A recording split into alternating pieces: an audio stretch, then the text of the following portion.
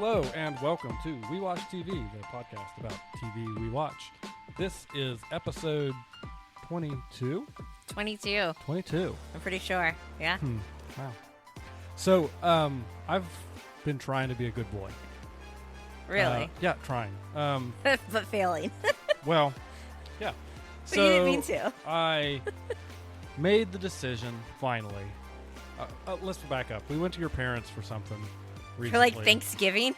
Yeah, maybe it was Thanksgiving. It was like way back on Thanksgiving. Okay. And they didn't... Months ago. So for the entirety of our marriage, your parents have always bought regular Coke. Just for you. Just for me. He's I'm literally the only one that drinks it. Even my nephews will drink like the Lipton, like green tea with berry stuff. Or sometimes the kids have like Capri Sun.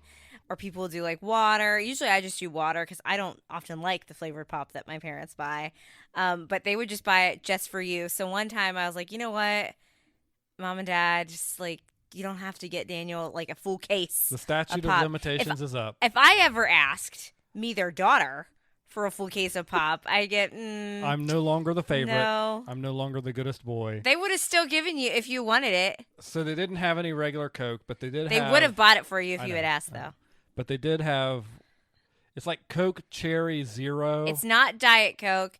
It's Coke Zero with the cherry flavor. So cherry Coke Zero. So I choked one of those down, and it wasn't terrible. I Were we thought to there? myself. So we were there at Christmas. When else would we have been there fairly know. recently? Anyways, I decided I could probably do this if I really put an effort in, and so. A couple weeks before we went to vacation, I bought a case of Cherry Coke Zero. And then I continued to purchase it and put it in the refrigerator. Then we went on vacation. Yes, and a week. For a week. And when we got back from vacation, which we covered in last week's episode, we drove for 15 hours on Sunday and got up Monday morning and immediately went right to work. And I think it was like in the afternoon or evening, I grabbed I grabbed a Cherry Coke Zero. I think it was the next day, like out Tuesday. of the refrigerator. Yeah. And as I was turning the can around in my hand, I turned over to the nutritional information. It was like 150 calories. So I was like, "Well, what makes this zero then?" And then I turned the can around, and there's no zero on it. And you'd been telling me, you were like, this actually is starting to taste really good to me. I had really convinced myself that I had adapted to the flavor, and it tasted just like a regular. And that the cherry was masking. Because you know what? Everybody that says it, you're wrong. You're incorrect. Coke Zero does not taste like regular Coke. I will give it to you that Coke Zero tastes closer than, say, Diet Coke. But it is. When I hear people say, oh, Coke Zero tastes just like Coke, you're insane. You're bananas. Go get your taste buds checked. I'm one of those people, don't come for me, that actually like the taste of like straight up Diet Coke. Yeah, you're a weirdie. I'll drink Coke Zero if it's provided. I don't necessarily like the cherry flavor as much as you do. It's all right. It's not tolerable. that I like the cherry flavor. It's that it does just enough to mask the diet flavor. Or you just buy the full blown thing and don't realize I'm not drinking nothing's it. being masked. Yeah. But yeah, you were like, this is. And you had made references beforehand, like before. Closer to I told our you trip multiple times. I was like, you were like, I'm really starting to adapt to this. This is good. Like, it's really like, you're like, I'm really enjoying it now. I think that cherry just does a great job masking. And I'm just like, okay, like, good for you. I'm just going to be supportive.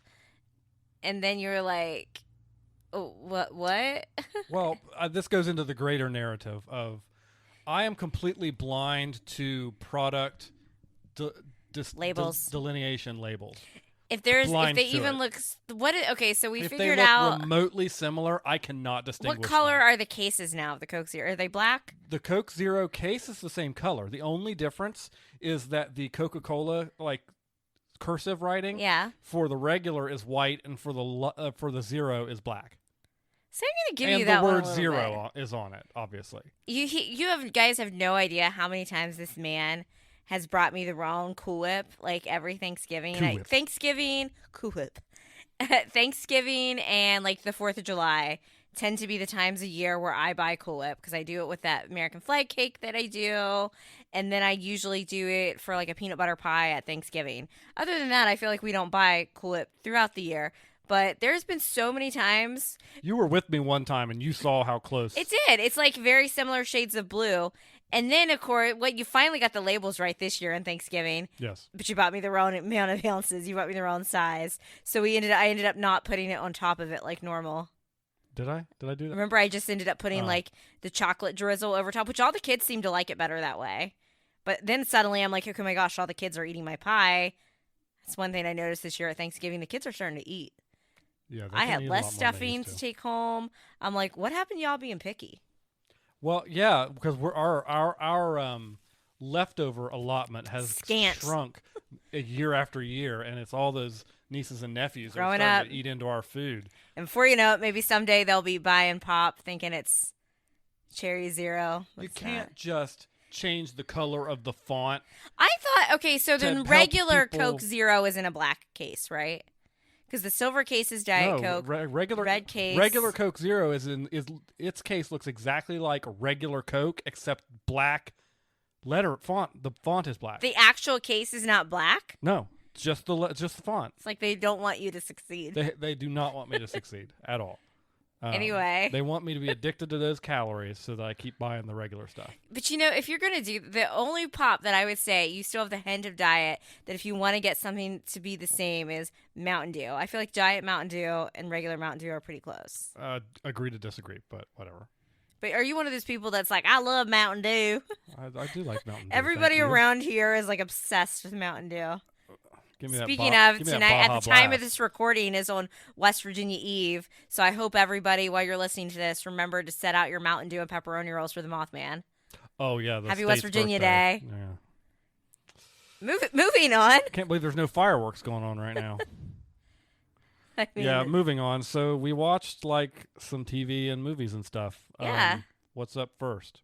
Let's see here. I think that we should just go ahead, dive into it. We've seen a lot of our shows are coming to a close, and we've wrapped up another one. We didn't knock it out in the weekend. We watched a couple episodes throughout the week, and then pretty much cleaned it up on Saturday, Sunday. And that is... Put it down.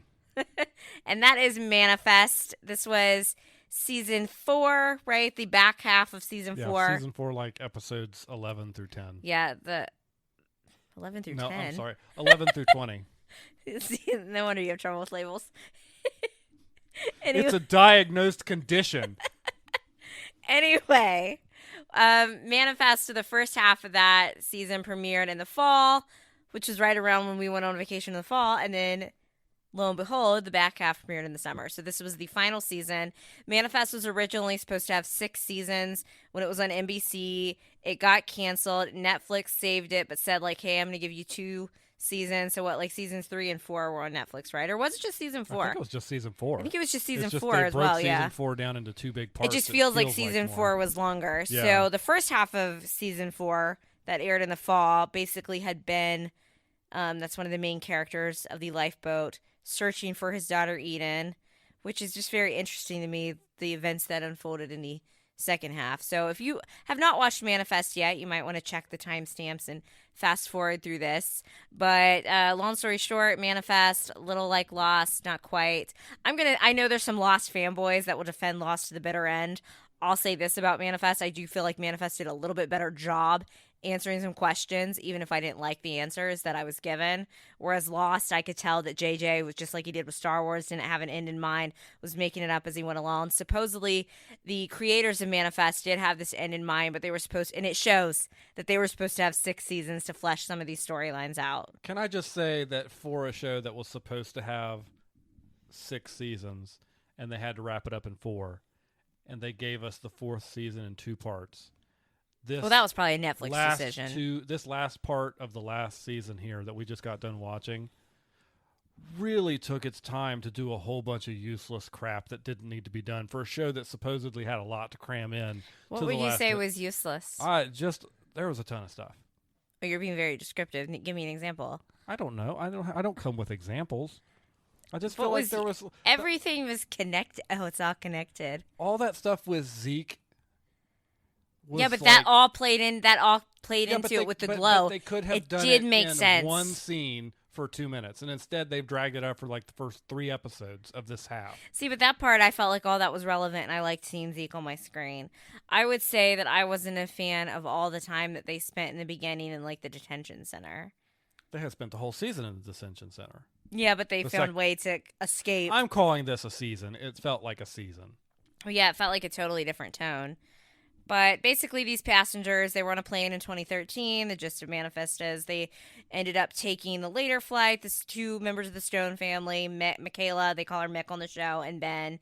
And they were with a bunch of other random people on this flight 828.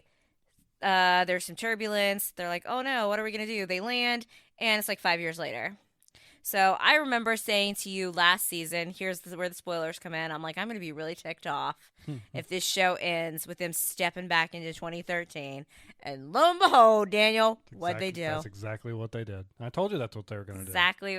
And that's in me. Now, we've had our series finales. We had The Marvelous Mrs. Maisel, we had Ted Lasso, and when we were discussing those, I said it is harder to write a finale to a mystery than it is to a comedy, a dramedy, or a drama. Especially if you're not exactly sure how you're going to connect the dots to get there. Maybe if your seasons has been shrunk. So I do think there's always more work because you're always chasing that mystery. What's it going to be? Is it going to be satisfying? I think that people are lying if they ever thought Lost was a satisfying ending. Boring, lazy, sloppy. Everyone that knows on TikTok will know what I'm referencing. This to me felt like a cop-out ending in more ways than one. Like they did give us answers, a little bit of resolution, but just like, and I'm glad it wasn't like, oh, we woke up, it was a dream. All the events actually happened. Because they have memories of it. For now. But it's like the passengers that weren't on the plane that we saw character growth from, like Olive, Jared, all that's gone. Yeah, all that's gone. I want to make a comment. Grace is back from the dead. I want to make a Zeke comment. is back from the dead. The meth heads, they're probably back from the dead. Yeah, that's true. The meth heads are back. The Major. Because you said something earlier that truly offended me. That's true. Wow. That truly offended you. You had you decided to bring up Ted Lasso and Mrs. Maisel in the same conversation with this show. And so I just want to make sure for our listeners at home, my gosh. Ted Lasso and Marvelous Mrs. Maisel are A+ shows. Yeah, of course. This is I never said they weren't. show at best. And that was like back in season 1 and 2 when it was actually not terrible. Did I say that it was on the same level? No. I said this is another series finale that we've come across. And I did bring up the other two because in those I had mentioned, that it can be harder to write a finale to a mystery. I don't disagree that it can be harder. I felt like the show, I would have thought Netflix would have made it better, but I thought the show was better when it was on NBC. I always watched it on Netflix because it was a pandemic show I got into. The way that you've always talked to me about what the writer and the showrunner say about this show, that they had this plan and they had a 6-season arc, you know what? This is what they were going to do all along. Yeah, but we would have had more time to flesh out certain storylines. But it wouldn't have mattered because at the end of the day, the criticisms of people like Olive and Jared losing all of their character arcs still would have applied. Yeah, that's true. Now that's not to say that like Olive gets her childhood back. Where she is getting her childhood back. Childhood back with her twin brother, but she doesn't know TJ anymore. Yeah, and that's going to be the same regardless if you have 6 seasons or not. They don't have a sister anymore. Yeah, exactly. So none of this stuff is going to matter. This was just how the writers wanted this show to end, and I think it was poor. I think it was a cop-out. I think it was sloppy. The only thing I can think about is they're like, oh, what if this is just because basically in the moments that actually did matter, by the way, of all the stuff to pick out, you're picking those scenes with Zeke ended up being so important to the plot as a whole and how it was going to end. They are absolutely not unnecessary. You are incorrect in that. You were just annoyed with them, those scenes, but because they did a bad job filming them. Because what they do, were those two actors in the same room together? No. Except for the scene they did on the roof together. And then the cab at the end. Which was a flashback. But those scenes actually mattered because it explained a little bit about what going on to the glow is, the consciousness. Basically, we know how Michaela and Zeke even met. She's like, here. She's the one that actually gave him the magazine article. Go watch the show. I don't want to take all the time to explain this, but we kind of like, that's why I think eventually, like, because right now I'm like, okay, they're having all these memories, but if we're going off of what happened to Zeke, you would think some of those memories will eventually fade, which will, in my opinion, would be a little easier to deal with. You know, now that I thought about it, with her giving that news article to Zeke and kind of setting him on continuous. That path, that's a real chicken and the egg situation you've got there. Well, if you which remember, is a problem with time loop shows. All time which I loop never shows thought Manifest was a time loop show, and then all of a sudden in the last 3 episodes, do you not remember that Cal? Episode. So Cal is the son. He's the one that suddenly came back. He was aged up, aka we couldn't have the younger actor on the show anymore, so we had to age him up. And then do bad CGI on a different actor to give the young one's face at the end. I digress. But Cal actually said with the callings, that's what they're called. They had these things called callings that seemed like they were predicting the future. And Cal basically said these callings, they're actually more like memories, like things that have happened before. So it's all continuously has happened before. Like Michaela's like, we're going to meet, we're going to do this. So that's why some people on Reddit are making the argument of, so they stopped we have the apocalypse come into play. They stopped the apocalypse. New York City, volcanoes. I just think of it as the same New York City that the Teenage Mutant Ninja Turtles were playing around in with the big mountains and stuff in Michael Bay. Thank you, Michael Bay, one with Megan Fox. So we have the apocalypse. They stop the apocalypse. And then those particular passengers on that plane, or the lifeboat, as we say it, they exit. They're back in 2013. Things are reset. Is it possible that the they came back in like 2018 or something, like that timeline like lives on? But then when we think about that, though, I'm like, how depressing is that Olive and Eden would be? I mean, they would probably be taken in by Jared and Drea, right?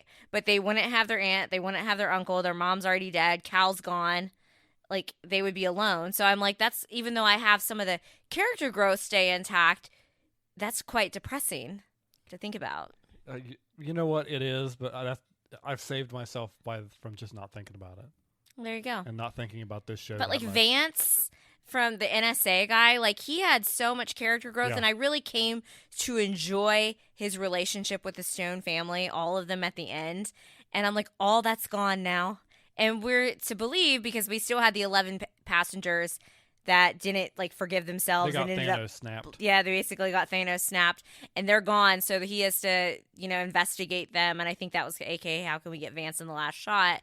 So things could continue on, but I do think eventually they'll probably forget their memories and they'll just absorb back into time. I mean, they didn't come out and say that, but Zeke's experience that we got in those flashes indicated that. In my opinion, it was definitely, I know you keep saying in my opinion, in my refined opinion, it was a little bit of a cop-out ending. I do like that they actually did give me answers to stuff, because some shows just don't. But that was like literally the one. I was just hoping they wouldn't go that route. At least it wasn't a dream sequence.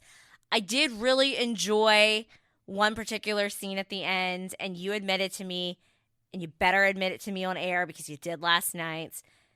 The Mick and Zeke stuff at the end was cute. I know you said you would have respected it more if he had mentioned, okay, so he's coming to her in the glow, right? I'm going to walk you back to the beginning of 4B. And Zeke's like, when you guys got off that plane in 2013, he's like, it's amazing how paths can cross and not even know it. Yeah, he's like, I was actually driving cabs back then. We could have seen each other, like if you had like all that, blah, blah, blah, like if that plane had landed then, all that stuff. Yep. And you're like, I would have respected it more if he had mentioned that in like season 2 or 3.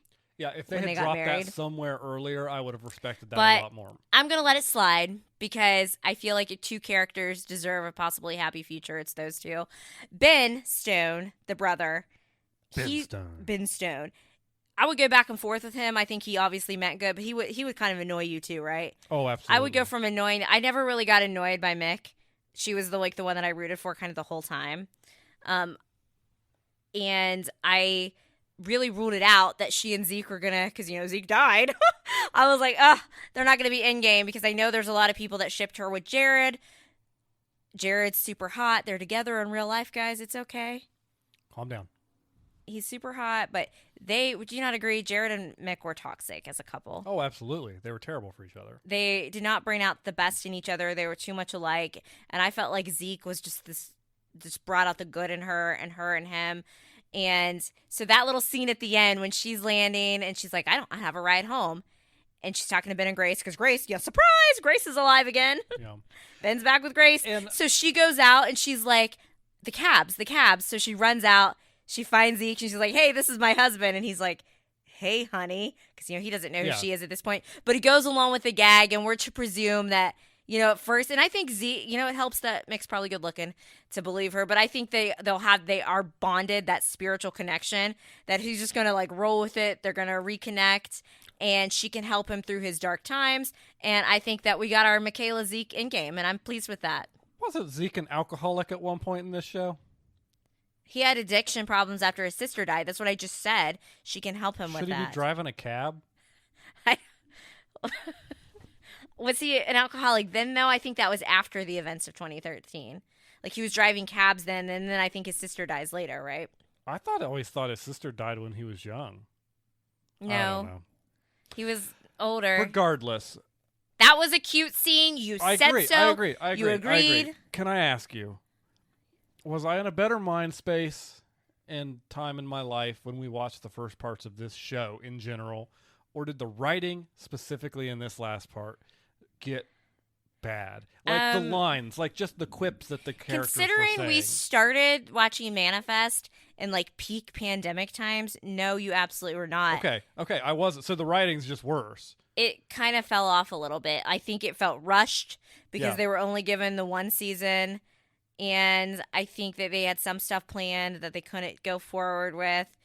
But I think it suffered from that. Like it's a rushed thing. And like the parts that you were saying, take it back now, because now that you've thought about it. Fine, I take it back. You've pressured me into it. No, but the Zeke parts, those actually about the glow. Okay, the little girl that kept bothering Angelina at the beginning in the van. Like, what was the point of any of that? Just to show that Angelina's insane. But we already knew that. I mean, I thought Angelina was going to kidnap that girl and take another hostage. That girl was in there so much that you thought she was going to kidnap her. I believe Angelina was supposed to represent the Antichrist, and Cal was supposed to be kind of like Jesus. People that are listening and have never heard of the show are like, what is she talking about? Okay. Ben and Sanvi, what about them? Fan service. I have shipped, and you know what? I deserved it. I don't normally ship a married man with like a woman that's not his boo or his wife. But on this show, I did. Like, Grace was not the most likable in the beginning. And she had Danny because Ben had been gone for 5 years. So she naturally moved on. And Ben and Sanvi had this great connection.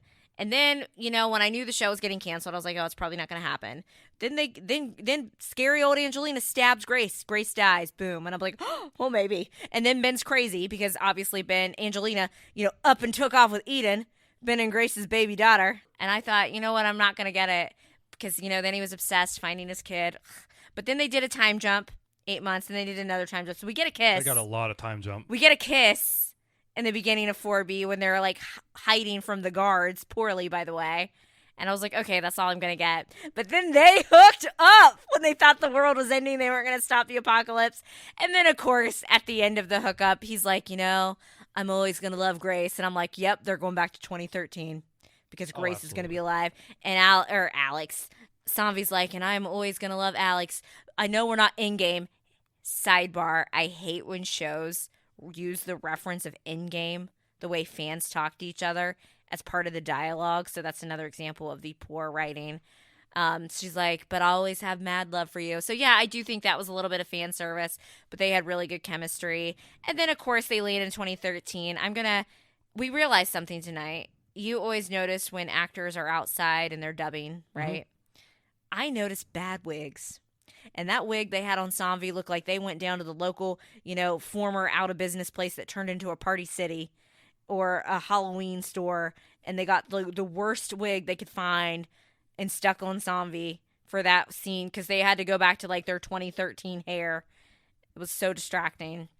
And I'm fine with her ending up with Alex. I'm fine with Ben and Grace, but I do like it that they let him hook up because I was wanting to see that. And you know what? I think that they're still going to have this deep connection. So, and Grace was looking sus too in that scene. She's like, how do you know that woman? Why are you looking at this woman? And I'm like, oh, honey. Because I did it with her like 24 hours ago. Literally. And the one thing that we must talk about is I said in the beginning of 4A, Ben's arc was he was trying to find Eden because crazy Angelina up and took Eden as kid. So he was zeroed in on wanting to find Eden. Okay, so let's catch you up to speed. We have basically the last night before they can stop the apocalypse, right? And Michaela's like, or Mick as they call her. So if I go back and forth between her name, she's like, yeah, I would do it all again because I liked getting the callings. I liked helping people. And Ben's like, I would have gotten on the first flight. So because he wouldn't do it all again. And she's like, but then you wouldn't have Eden. And he's like, oh, we can make another Eden. And I'm like, that's presumptuous. So then when he lands, he's like, oh, Grace, and I'm so happy with our lives and our 3 kids. And she's like, 3. And he's like, we have work to do. How arrogant is Ben to assume that it's not going to be the same Eden, Of course. It's like the Flash child that was Nora. Oh, it's not even. Please don't bring that into it. Oh my goodness. You don't want to talk about the Flash? No. But it's not going to be the same Eden. It's going to be different. Just like Olive is going to grow up to be a different Olive. And I will say that I did keep commenting throughout the show, like how depressing it was that while Olive, was such a strong woman, she was basically Eden's mother at this point. Yeah. I mean, none of them as were a having late teenager. None of them were living their best lives. So it's nice that Olive's going to get a childhood, but she's going to be a different Olive. And then obviously TJ, Olive's boyfriend, he's still, older. So unless he's going to wait for Olive to age up a little bit, they kind of indicated, and I don't know why they did this. Because I was like, you know what? He recognizes that Olive's a child. Like, yeah. And he goes, and his mother's still alive. Because remember, his mom's dead when he landed back. And that would have been fine. Why did they have to act like TJ could have a romance with that random passenger who was like in 2 episodes? Like, did you notice how they did that? Yeah. And I was like, why are you doing this? Like, maybe in my brain, I want to assume that, baby, I'm going to want to meet her and that maybe they could reconnect. But I'm like, it was fine that TJ was so happy. Like, oh my gosh. I mean, imagine if you went back in time and like somebody that you had lost was alive and you got to hug them again. Just like Ben and Michaela's mother was still alive. TJ's mom's still alive. We didn't need a wink at him having a romance with somebody else. That was weird. No, it was just overall a sloppy, unsatisfying cop-outs ending that tried as best as it could to give everybody a happy ending, but not everybody's getting it. Like Jared and Drea, we know that. Oh, I can't believe I forgot the best part. So Jared and Drea, they're like together now. They did end the Mick Jared romance, in my opinion, very weirdly, which I was good with because I'd rather her would be with Zeke. But they were, I know, he just went to another tent. But they basically were like, oh, you proposed because I was so sad when my friend Evie died, and like acted like he was doing it just out of loyalty when Jared has been nothing but a simp, head over heels, would do anything for Mick all this time. And I'm like, yeah, okay, writers, I'll let it slide. I was going to say that earlier when you were talking about him. Yeah. That really kind of, it's not character assassination per se. No, because he's still a good character. But it kind of lessened the relationship to a certain extent that he went undercover, risked his career multiple times for this woman, and it's just to believe he was trying to make her feel better. What? Yeah, it was weird. It was a weird choice. And we're all accepting, if they're gonna put Jared with somebody else, like Dre, she was like A1 from day one. This woman is the best. That's Mick's partner. She's the best character. I don't think when I go to Reddit, everyone's always arguing on the Manifest Reddit. No one argues about her because we all love her. She was pregnant with Jared's baby. That's probably because they couldn't get Lourdes to come back, right? So they decided to give her the baby. Probably. So. Right? And so she's like pregnant. She's like already trying to break into the detention center, doing all this stuff. She's willing to let Jared, she's like, whatever, you're going to be with Mick. She's still just a loyal person trying to help these passengers all by herself while Mick and Jared are up in a cabin screwing while Mick's dad had a stroke. A lot happened in these short episodes that they somehow managed to drag out. But what were they going to name their baby, Daniel? They were going to name their baby Hope. So at the end, when Mick and Jared have the quick breakup at the airport because she, in 2013, has to turn down his proposal again, she's like, you just have to have hope. And then he meets Dre outside. So we're to assume that they'll eventually get together. But that's one of the, like, Olive can have her childhood again. All of Jared's growth is just gone. Yeah. Just completely gone at this point. So, you know what I would like? What? I would like to talk about another show and never have to think about Manifest ever again. Can we just say that one of the things, though, before we enter discussion on Manifest, about some of the writing which was lacking, that I was actually making fun of a scene. It's where Zombie's like trying to distract the guard, and I went, "What's up?" And what did Zombie say? Like, "What up?" Yeah, I'm like, "Oh my gosh!" Oh, And the you actors, said it was fanficky. It sounded like a fan. The actors did the best they could with what they were given, because I think everybody that acts on this show is good. So I know you don't like rating stuff. How would you rate it on a scale of 1 to 10? The whole show or the finale? Let's do the finale and then the whole show. The finale is like a 4. I would give the finale a 6, and I'm going to give the whole show an 8 because I really did enjoy the show. I'm going to give the show a 5. You're such a terrible critic. A 5 is fine. Okay. What's wrong with a 5? It's like getting like a D. I guess a C. No, it's not. A 1 through 10 scale is no. You're only giving the show as a whole 1 more point than the finale. Yeah. That's insane. The finale has a lot to do, especially with a show like this. A 5 for me is middle. What did I don't even remember what I said. I said 6 for the finale and an 8, I think, as a whole. Yeah. Mine's better than yours. I watched it. I didn't hate it. I would never go back and watch it. If you're looking for a show to go watch on Netflix, check it out. Even our wacky spoilers, you know they're going to come back to 2013. You won't remember it. Newsflash. I mean, I feel like that's what a lot of these shows do because they never know how to end shows like this. But let's go on because he is chomping at the bit over here. What premiered? Well, we forgot it. We thought it premiered this week. And I kept telling you I thought it was last week. Well, anyways, so Strange New World Season 2, Episode 1 dropped. A Star Trek! A Star Trek dropped last week, and we got to watch the first episode. I thought it was very good. I thought that I do agree with Hope. I know she's going to have some opinions here in a moment.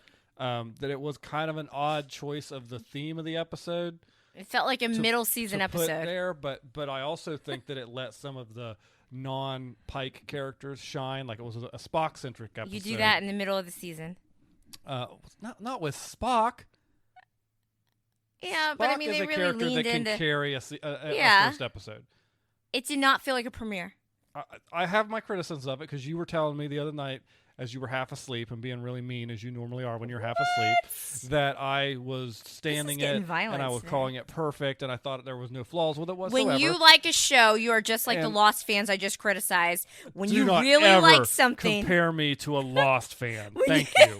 When you really like something, it's harder for you to critique. When I want your critique, I'll ask. Okay.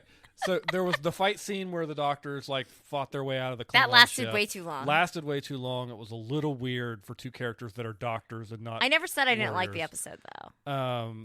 And it was. I mean, it was a strangely paced episode, and I agree. Did you say it's a strange new world? I would agree with you that is a weird episode to have as your season premiere, but it was action packed, and I think that if I'm thinking about it from the producer role, they're trying to bring people into Star Trek. It felt a little Star Warsy to me. That aren't traditional Star Trek fans, and one of the you probably don't want to start your season out with what probably we're getting in the next couple episodes. But don't alienate the fan base that made you what you are. I agree. Do that. I agree, but I don't need the constant action. We're getting an episode when they go on for the trial of Una, right? That's next. It's probably going to be a lot more of a cerebral type of episode. I hope so. And I don't think that would have been a good thing to start with if they're trying to bring new people into Star Trek. Because let's be honest, the diehard Star Trek fans, they've already made up their mind on Strange New Worlds one way or the other, and they're either watching or they're not.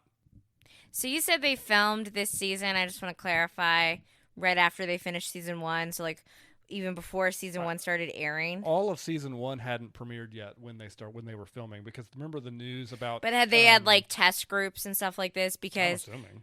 It seems to me that they were like, what did the fans respond to? Well, Spock, Nurse Chapel romance. And I was not expecting that to just be given to me again. Boom! Right out the gate. And that's one thing that I liked about the episode. I was like, all right. I think you are. Let's get started. With what they have, the thread they're pulling with Spock about, I think they're going to explore a lot more of his emotional side, his human side this season. We got a lot more Nurse Chapel. She's one of the ones that the characters like. The fact that they're budding romance, they really zeroed in on that. I thought the episode was fine. I enjoyed it. It's just my criticism was it seemed more like a mid-season, except for having to get back. What's her face? Khan's granddaughter. I don't remember her name. Yeah. I don't remember her name escapes me right now. She's like my favorite character on the show. Oops. Other than that, and they had Pike there at the beginning, and he's going off to obviously get Una back. Yeah. So we know that'll be a focus. And it was just like, hey, what's up? Boom, Spock, you're in charge. Goodbye. And it just seemed very much to me like even like a second or a third episode of the season. But if they have been looking, I feel like a lot of like focus groups and stuff would tell you, and a lot of fan response that they enjoy Spock, especially this Spock has gotten good reviews. They like the Spock Nurse Chapel romance. And I think that's what, and I feel like maybe that was a choice. So like, we're going to give this to you right out the gate. There you go. Enjoy. I think he's doing an excellent job fan as Spock. Because I think you got to remember, this is the youngest we've ever seen Spock. Yes. And he's this guy has acting chops. He was in Passport to Paris with Mary-Kate and Ashley Olsen. Okay. Who was that? Carol King. The Kimmy Schmidt woman? Schmidt That's her name? Yeah, I think so. Are you sure? No, not at all. But anyway, she shows up and does exactly what that actress does in every show ever. And we saw her in a preview, and I don't know why we just didn't automatically assume I knew that she was going to be in it as the new chief engineer. And Carol Kane is who sings the Gilmore Girls finale. She's a singer. I doubt that that's where I knew that name from. That's not who it is. Anyways, you're really just you're trying to ruin my Star Trek here. Keep talking about it.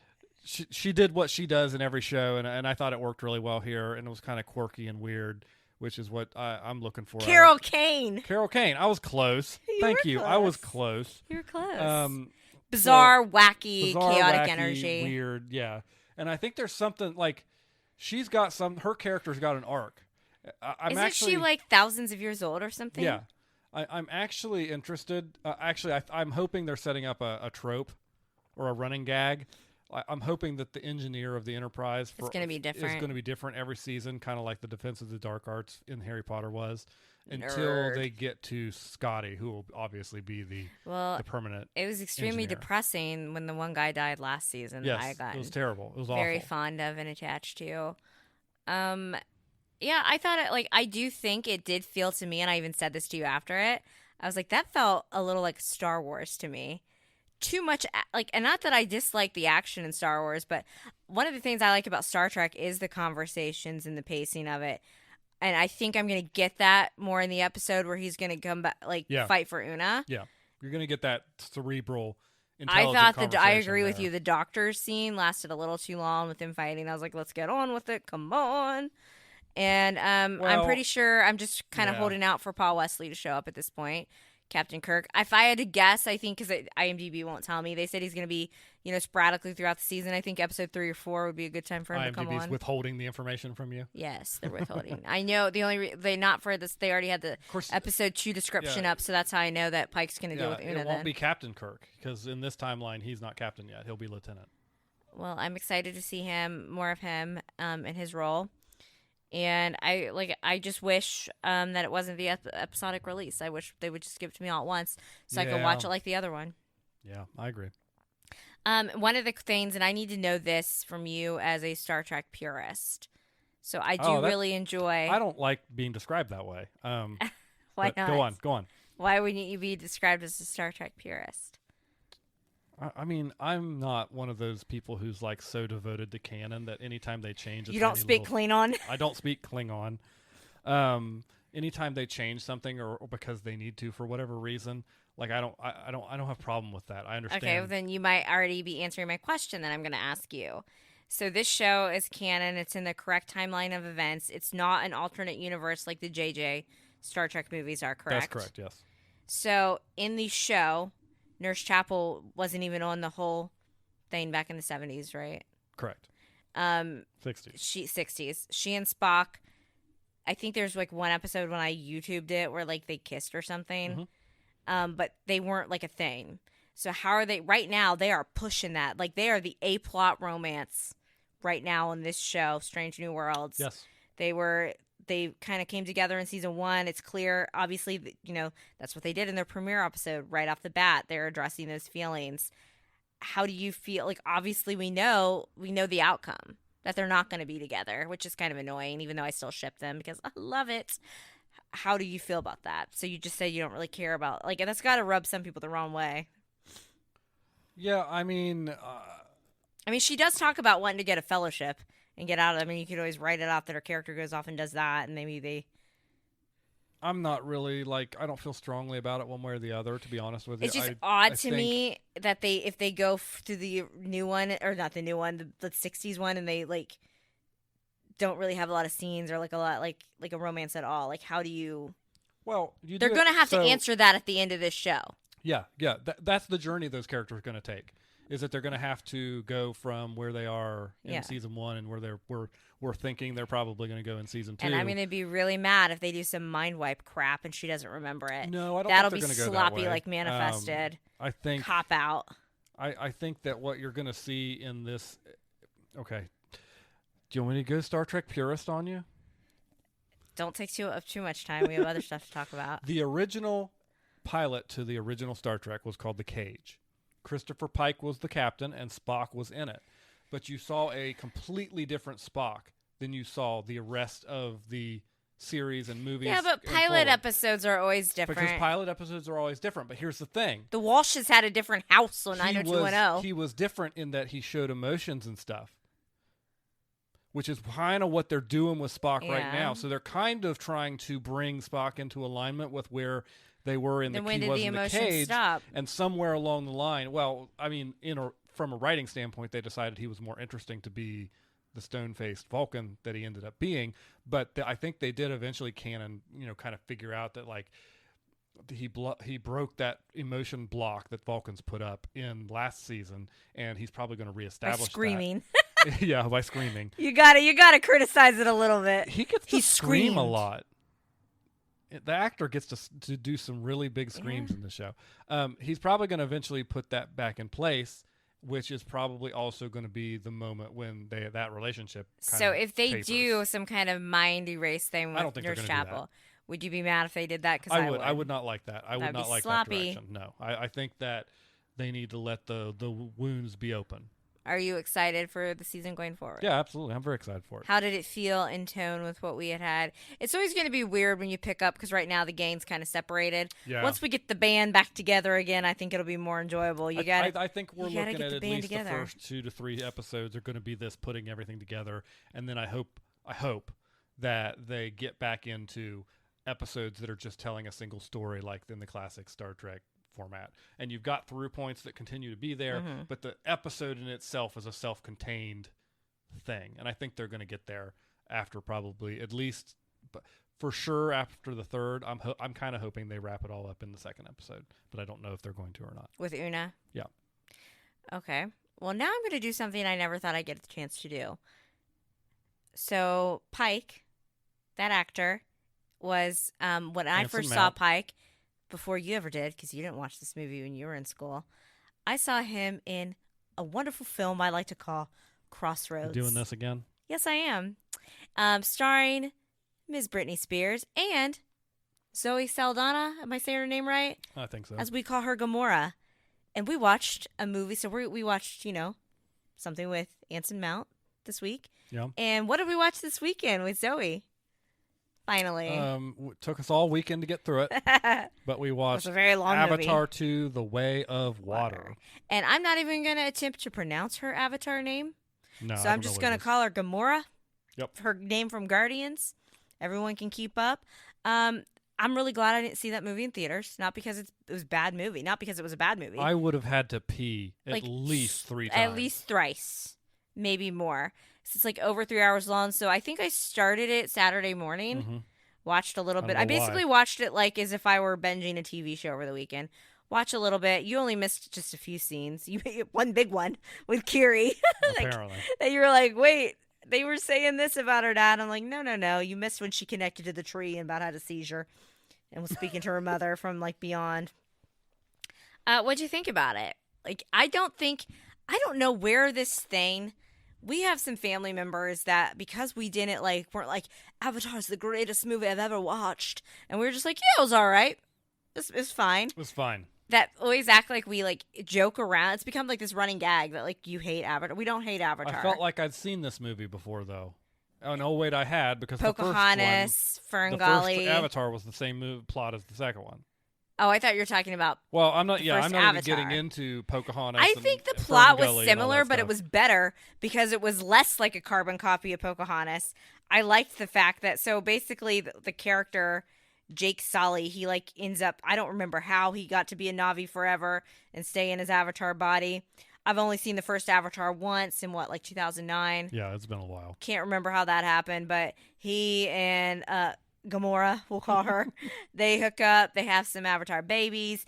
They adopt Sigourney Weaver, who I forgot her character like died and she like merged with the forest or something, and her Avatar baby or body created a baby. Her Avatar body got knocked up by the forest. I guess supposedly like midi-chlorians, but in the world of Pandora. So he adopts her as a daughter. So it's like their family, and I thought like this one was better than the first one just because I was more interested in like all the like kids storylines. And what is one thing that got on my nerves in the first one? I have no memory. The general, is that his name? The general, the major, Colonel. The colonel, whatever. Colonel. The colonel, that was his name. The colonel. Yeah. He was so like over the top, cringy villain. He still is. But you know why it got on my nerves less? Because he was in the Na'vi body the whole time and it was basically a cartoon character. So it made it easier for me to roll with it than the human acting all weird. When they got to the point where they commandeered the whaling ship, essentially, right? And more like real human actors got back into the plot because there was a long period of time where it was just Na'vi running around on the planet. Yeah, like no humans. And even the Colonel, he was a Na'vi, so and it was just the only like human was Spider. And so then they get back and there's all these humans around again, and it was like really actually like off-putting for me for a second to see them there. And remember, this is technically supposed to be a live action film. Yeah. It looked more cartoony to me than the first one, and I think we talked about this. It's because when the first Avatar came out, which was more than 10 years ago at this point, it was groundbreaking kind of technology, groundbreaking CGI. Yeah. In that time, we've since had so many things that have caught up that this one looked more like I was watching cartoons. Like it was less impressive. It was still visually stunning. It was just less impressive to me than the first one was. And I'm like, why is this? Is it just me? Does it not look better to me? And then we realize it's just because we're so used to this stuff now. Yeah. That it wasn't as like mind-blowing as the first one was. Everything is blue screen CGI these days. But that's why the Colonel didn't come off as cringy to me, because he was more in that cartoon Na'vi body the whole time. I still don't understand why a military unit is spending all this time and effort to get one Did they guy. go rogue? He left the orders. Do you think he went rogue? He seems like the type that would have done that. But then I guess other people were following him. Like half his like army cloned himself, right? Yeah, if we have any Avatar pervs out there that want to correct us on all this, please feel free. Apparently there's comic books. Did a deep dive. Apparently I liked the movie enough that I did a deep dive. But I liked this one better than the first one because, like I said, I found the kids' storylines interesting. And I like Spider, the little human boy. That's like the Colonel's son or whatever. I liked Kiri. Is Spider going to have a villain arc in the next movie? I think they're going to have some conflicting feelings. And I think he could be pushed in the villain arc because Gamora, like, tried to stab him. She did cut his chest. Gamora, whatever her name is. It starts with an N. I'm not even going to attempt to pronounce it. Sully's wife. But we're just gonna call her Gamora. It was fine. It was like, yeah, it was one of those movies. I'm glad it was on Disney Plus. I enjoyed it more than I thought I would.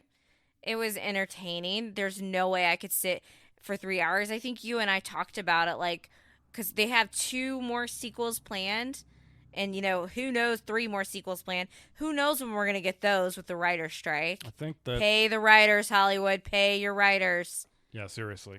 Pay the writers. I think like the last one is now slated for like 2031. But we talked about how, because basically I watched it as if I was watching a TV show this weekend. Yeah. But like, why didn't they just do a TV show? You watched it in like 3 or 4 like hours. I basically took the weekend to watch it, to finish it out. Like, can I just say too that they had over 3 hours and they still left so many questions unanswered? I'm like, they didn't answer this. They didn't answer this. And I think it's because they're setting it up. And I think ultimately their end game is going to be that Kiri and Spider. And yes, they can have a romance. I don't care. I know Sigourney Weaver plays Kiri because she's kind of like her mom, Yeah. birth mom, like clone, whatever. You don't need, and I guess the kid that plays Spider's like in his 20s. So I'm like, okay, we're not gonna have like 70-some-year-old Sigourney Weaver gonna make out with this kid. You can put a body double in, it can happen. Because I got romantic vibes from Kiri and Spider, didn't you? I mean, I think the ultimate goal. I ship them more than I do Loak and the green Avatar lady. Like, Spider's eventually going to get himself an avatar, right? I would hope so. That'd be a great gift for him to finally mend fences with his dad. He saved his dad in the end. Or the clone of his dad who has all the memories. It's confusing. It's a thing. I think that he might have a little bit of a villain arc and then be pulled back, but I think ultimately Spider and Kiri are kind of the because eventually the human world is going to come with Pandora, like the Sky people, and they're going to have to blend, I think, and I think that's probably the end game of the series. But yeah, it wasn't terrible. It was it better? How would you rate this movie? Did you like it better than the first one? See, the first one, I think, yes, there were similar villain, but I liked the stories with the kids. I'm going to be honest with you. Avatar, the next generation. It's been so long since I saw the first one that if I were really going to compare the two, I'd probably need to watch it again. Yeah, me too, I'm not Daniel. Gonna do that. I'm not going to do that. Me either. That's why I'm going to say I liked this one better. And so I'm going to say I like this one better, and I'm going to leave it at that. But see, I feel strong in my conviction that I like this one better. And in 10 years from now, when the next one comes out, I'll like that one better than this one because I've completely forgotten about this one. I think Loak is going to be the narrator. His son. Who? Not the son that died. The son. Loak, was that his name? I don't know the names of any of these characters. So that's what I read on Reddit. There are people that are like really into Avatar.